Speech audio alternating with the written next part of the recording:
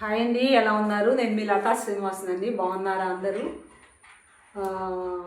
ఇంకేంటంటే యూట్యూబ్ చూస్తే చాలండి, భయంకరంగా ఉన్నాయి న్యూస్ అసలు. అంటే భార్య భర్తను చంపిందనో, లేకపోతే భర్తే భార్యను చంపాడనో, లేకపోతే ఈ మధ్య కాలంలో అండి ఎవరో ప్రియురాలని చంపి ఫ్రిడ్జ్లో పెట్టాడంట. లేదంటే పిల్లలే తల్లిదండ్రులను చంపేయడము. అసలు ఒకటేమని ఈ చావులు ఇవి న్యూస్ అయితే ఎక్కువ అయిపోతూ ఉన్నాయండి.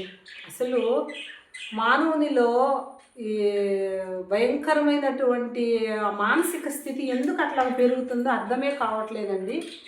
అసలు మనిషిలో రక్తమే ప్రవహిస్తుంది, కానీ ఆ మనిషిలో ఒక జాలి దయ ఇవి అసలు ఏమీ లేకుండా తయారైపోయారు.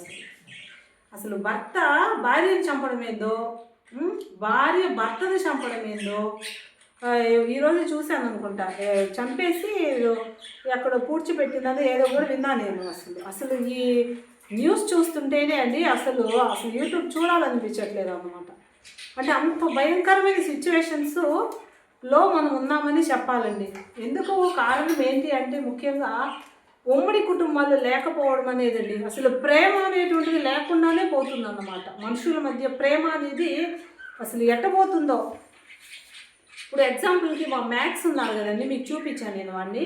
వాడైతే ఎంత ప్రేమిస్తాడోనండి, నేను ఎక్కడికి పోతే అక్కడికి వాడు నా వెంటే తిరుగుతూ ఉంటాడు. అంటే ఎందుకు ఎగ్జాంపుల్ చెప్తున్నానంటే, ఒక నోరు లేని బిడ్డకే ఆ విధమైన ప్రేమ ఉంటే దేవుడు అన్నీ ఇచ్చాడు మనకు, ఆలోచించే జ్ఞానం ఇచ్చాడు. మన మనుషులు కాబట్టి ఎంతో అసలు ఇంకా అసలు బాగుండాల్సింది.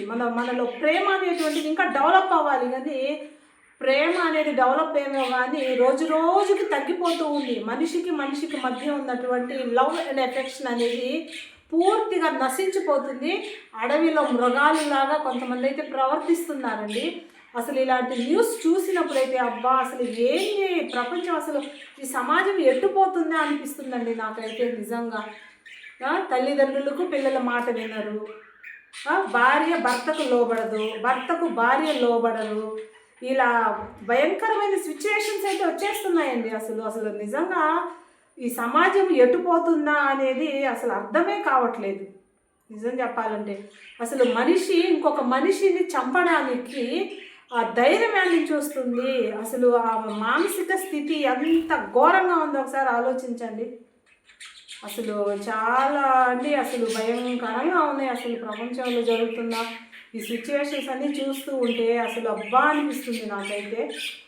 కాకపోతే మనం చిన్న పిల్లలప్పటి నుంచి మన బిడ్డలకు కంపల్సరీ అన్నీ కూడా పద్ధతులు అయితే నేర్పించాలండి. ఎందుకంటే ఒకరి పట్ల ఒకరు ప్రేమగా ఉండడము, తర్వాత ముఖ్యంగా పిల్లల్ని అయితే ఉమ్మడి కుటుంబాల్లో పెంచాలండి. అప్పుడు వాళ్ళు ఖచ్చితంగా ప్రేమ అనేటువంటిది వాళ్ళలో డెవలప్ అవుతుందని నా అభిప్రాయం. ఎందుకంటే తాతమ్మ, తాతయ్య, నానమ్మ, తర్వాత బాబాయి, పెదనాన్న వీళ్ళందరి మధ్య ఎప్పుడైతే పెంచుతామో అప్పుడు ఖచ్చితంగా పిల్లల్లో ఒక ప్రేమ అనేటువంటిది డెవలప్ అవుతుందండి. ఇప్పుడు అలా లేవు.